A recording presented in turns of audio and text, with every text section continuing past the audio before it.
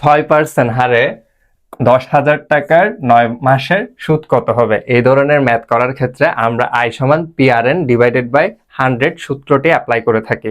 এখানের মধ্যে প্রশ্নে উল্লেখ রয়েছে 10,000 টাকা, যেটা পি বা আসলের মানকে নির্দেশ করে থাকে, এবং এন এর মান এখানে দেওয়া রয়েছে 9 মাস, অর্থাৎ এন ইকুয়ালস টু বা সময় ইকুয়ালস টু হবে 9 মাস, এবং মুনাফার হার দেওয়া রয়েছে আমাদের 6%, অর্থাৎ আর ইকুয়ালস টু হবে 6%।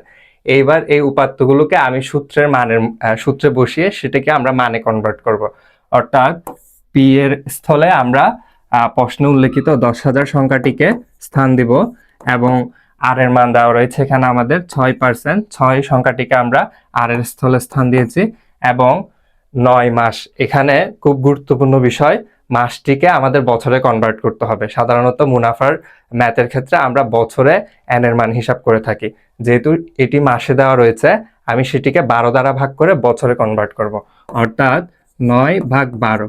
এবং যেহেতু এই যে 6% মুনাফার হারটি পার্সেন্টে দেওয়া রয়েছে, সেটিকে আমি পার্সেন্ট থেকে শতকরায় কনভার্ট করার জন্য 100 দ্বারা ভাগ করেছি, যেটি আমাদের ইতিপূর্বে সূত্রে বলা হয়েছে। এবার আমরা অঙ্কটিকে সমাধান করব। 100 দ্বারা 10,000কে ভাগ করলে আমরা 100 পেয়ে থাকি, 6 দ্বারা 12কে ভাগ করলে আমরা 2 পেয়ে থাকি।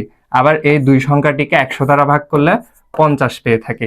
50কে 9 দ্বারা গুণ করলে আমরা 450 পেয়ে থাকি, অর্থাৎ 450 হবে আমাদের প্রাপ্ত ফলাফল।